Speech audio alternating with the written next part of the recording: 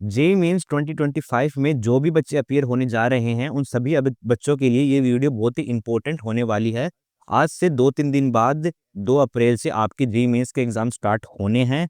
तो अगर आप भी जेईई एडवांस को टारगेट कर रहे हैं और आपको ये जानना है कि आप मिनिमम कितने नंबर लेके आए कि एट लीस्ट आप जेईई एडवांस का जो एग्जाम है उसको लिखने के लिए एलिजिबल हो जाएं। आप सबको पता ही होगा कि हर साल ऑलमोस्ट 2.5 लाख बच्चे ऐसे होते हैं जो जेईई एडवांस का एग्जाम लिख पाते हैं। इस साल अप्रोक्स आपके आई थिंक के 14 लाख स्टूडेंट्स ऐसे हैं जो जेईई मेंस के लिए अपीयर होंगे। उसमें से सिर्फ 2.5 लाख बच्चे सिलेक्ट होंगे जेईई एडवांस का एग्जाम लिखने के लिए। आइए चलिए एक बार एलिजिबिलिटी क्राइटेरिया भी देख लेते हैं।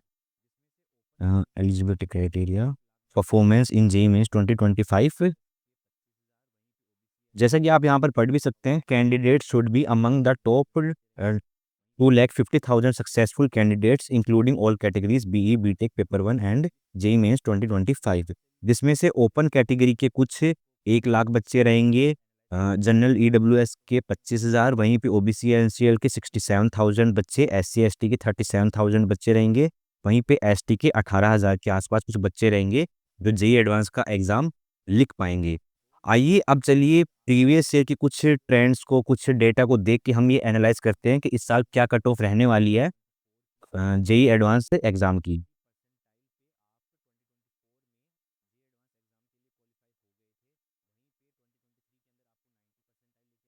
तो यहाँ पे मैंने कुछ आपके प्रीवियस ईयर के जो जो कट ऑफ्स हैं जेईई एडवांस एग्जाम की वो लिखी हैं। यहाँ पर मैंने लिखी है 2024 की 93.23 परसेंटाइल पे आप 2024 में जेईई एडवांस एग्जाम के लिए क्वालिफाई हो गए थे। वहीं पे 2023 के अंदर आपको 90 परसेंटाइल लेके आनी थी। वहीं पे 2022 के अंदर आपको 88 परसेंटाइल लेके आनी थी और 2021 में 87 परसेंटाइल। आप यहाँ पर एक ट्रेंड ऑब्जर्व करेंगे कि लगातार हर साल जैसे जैसे टाइम बढ़ता जा रहा है, जो आपकी परसेंटाइल है वो धीरे धीरे इंप्रूव होती जा रही है, इंक्रीज होती जा रही है। सबसे पहले 87 थी, बाद में 88 हुई, बाद में 90, बाद में 93। यहाँ पर अगर आप ओबीसी और जनरल ईडब्ल्यूएस का डेटा देखेंगे तो यहाँ पर 2021 में 66 परसेंटाइल पे आप क्वालिफाई हो गए थे। उसके बाद में 63 पे आप क्वालिफाई हुए, मतलब जो परसेंटाइल है वो कम हो गई। इसलिए ऐसा हुआ कि जो जेईई 2020 का जो एडवांस का पेपर था वो बहुत ही ज़्यादा टफ था, जिस वजह से कट ऑफ इतनी कम गई। तो ये एक एक्सेप्शन है, इसको आप इग्नोर कीजिए। नॉर्मल बेसिस पे हर साल आपकी जो परसेंटाइल है वो बढ़ती जाती है, क्योंकि जैसे जैसे नंबर भी जेईई मेंस में जो बच्चे अपीयर होने वाले हैं उनके नंबर भी बढ़ते जा रहे हैं, वैसे वैसे परसेंटाइल भी इंक्रीज होती ही जाती है।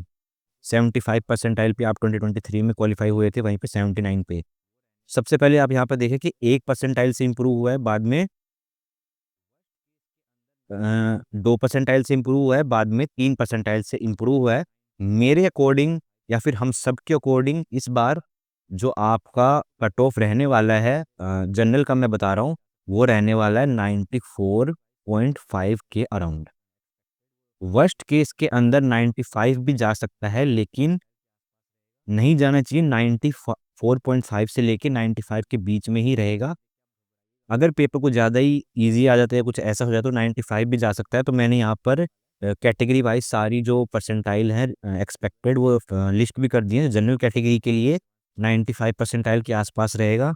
ये मैंने जो हाईएस्ट है वो लिखी है, तो इसको देख के आप घबराइएगा मत। 94.5 94.5 के आसपास रहने वाला है। वर्स्ट केस में 95 भी जा सकता है। उसके बाद में है ईडब्ल्यूएस। 85 परसेंटाइल अगर आपकी आ रही है तो आप जेईई एडवांस के लिए क्वालिफाई हो जाएंगे। ओबीसी के अंदर 83 परसेंटाइल, एससी के अंदर 65 परसेंटाइल, वहीं पे एसटी कैटेगरी में 50 परसेंटाइल। अब आप में से बहुत सारे बच्चों के मन में ये डाउट आ रहा होगा कि ये परसेंटाइल लाने के लिए कितने हमको मार्क्स लेके आने होंगे, तो वो भी मैं आपको एक रफ आइडिया दे देता हूँ यहाँ पे। 95 परसेंटाइल अगर आपको लेके आनी है तो आपके नंबर आने चाहिए 120 से 150 की रेंज में, डिपेंडिंग अपॉन पेपर डिफिकल्टी। 120 अगर पेपर बहुत डिफिकल्ट आता है तो 120 पे आपकी 95 परसेंटाइल बन ही जानी चाहिए। मैं जो आपका जनवरी अटेम्प्ट हुआ उसके डेटा के हिसाब से बता रहा हूँ। वहीं पे अगर आपकी जो पेपर है वो इजी आए तो 150 पे भी आपको 95 परसेंटाइल देखने को मिल सकती है। 85 परसेंटाइल अगर आपको लेनी तो आपके नंबर होने चाहिए 100 नंबर के आसपास। अब ये वेरी कर सकता है, पेपर का शिफ्ट कैसा था, इजी था या हार्ड था, उस हिसाब से। ओबीसी एनसीएल में भी 100 नंबर के आसपास में हो जाएगा। और एससी कैटेगरी के अंदर भी आपको जो 60 से 55 से 60 नंबर के आसपास आपको 65 परसेंटाइल देखने को मिल जाती है। एसटी कैटेगरी की अगर मैं बात करूँ तो 40 से 50 नंबर के अंदर आपकी 50 परसेंटाइल बन जानी चाहिए। अब अगर मैं नेक्स्ट बात करूँ, आप में से बहुत सारे बच्चे ये भी क्वेश्चन पूछते हैं कि भैया कितने मार्क्स पे हमें एक आईआईटी की सीट मिल जाएगी? उसके ऊपर मैं एक डिटेल्ड वीडियो लेके आ रहा हूँ थोड़ी कुछ देर में, जिसमें आपको मैं हर एक आईआईटी की हर एक ब्रांच की कट ऑफ बताने वाला हूँ, कि जिससे आपको ये आइडिया लग जाएगी कि आप जो ब्रांच को आप टारगेट कर रहे हो, उसको आपको पाने के लिए मिनिमम कितने नंबर लेके आने होंगे, उससे आपको आइडिया लग जाएगा। लेकिन फिर भी मैं आपको यहाँ पर एक रफ आइडिया दे देता हूँ कि अगर आप आईआईटी में कोई सीट सिक्योर करना चाहते हैं, तो आपको कितने नंबर लेके आने होंगे। तो अगर आपके जो नंबर हैं, वो ओवरऑल नंबर में से 35% के आसपास आते हैं, जनरल कैटेगरी की मैं ये बात कर रहा हूँ, तो आपको कोई ना कोई आईआईटी तो पक्का मिल जाएगी। मैं टॉप की आईआईटी और टॉप की ब्रांच की बात नहीं कर रहा, लेकिन कुछ तो इसमें पक्का मिल ही जाता है। बात करूँ मैं अगर ईडब्ल्यूएस कैटेगरी की, तो अगर आपके नंबर आ रहे हैं 25% के आसपास, तो आपको कोई आईआईटी पक्का मिल जाएगी। ओबीसी के लिए भी सेम रहेगा। एससी एसटी में आपकी अगर 15% के आसपास नंबर आते हैं, तो आपको कोई ना कोई आईआईटी तो मिल ही जानी चाहिए मेरे हिसाब से तो। अब क्या होता है कि हर साल 2.5 लाख बच्चे एलिजिबल होते हैं जे एडवांस का एग्ज़ाम लिखने के लिए। उसमें से 2.5 लाख में से सिर्फ़ 30 से 40 हज़ार बच्चे ऐसे होते हैं जो जेईई एडवांस का जो जेईई एडवांस है उसको क्वालीफाई करते हैं। मतलब कि आपके स्कोर कार्ड में लिख के आएगा, congratulations you have qualified JEE advance 2025। बाकी में सब में लिखा था नॉट क्वालीफाइड, नॉट क्वालीफाइड। इसमें से 30,000 में से 40,000 हर सभी बच्चों को आईआईटी नहीं मिलती। इसमें से सिर्फ 20 से 25,000 बच्चों को ही आईआईटी मिलती है। और जो बचे हुए बच्चे हैं, उन पे क्या ऑप्शन अवेलेबल रहते हैं, क्योंकि कुछ कॉलेजेस आपकी ऐसी भी हैं जो आपकी आईआईटीज़ के अलावा जो आपकी आईआईएसटी हो गया, आरजीआईपीटी हो गया, आईआईएससी हो गया, आईआईपीई हो गया, ये सब इंस्टीट्यूट टॉप इंस्टीट्यूट होते हैं इंडिया के। इनमें क्या होता है कि आपके जेईई एडवांस के बेसिस पे आपको एडमिशन मिल जाता है। आईआईटी के लेवल के ही इंस्टीट्यूट होते हैं ये। तो इसीलिए मैं बोलता हूँ ये चैनल सब्सक्राइब करके रखो।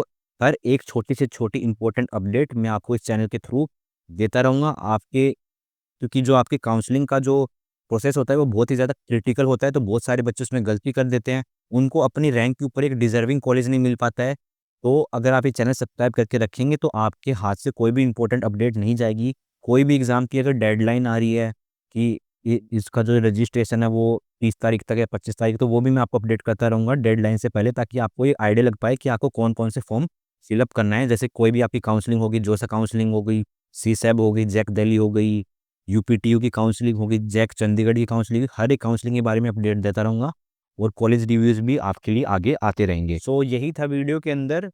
अब जो आगे है आपका 3-4 दिन के अंदर एग्ज़ाम है, 2 अप्रैल से आपके एग्ज़ाम स्टार्ट होने हैं।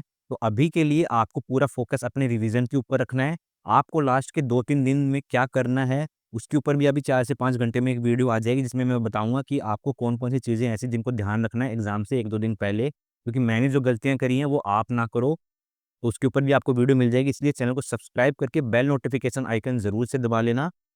मिलते हैं नेक्स्ट वीडियो में। Thank you so much guys.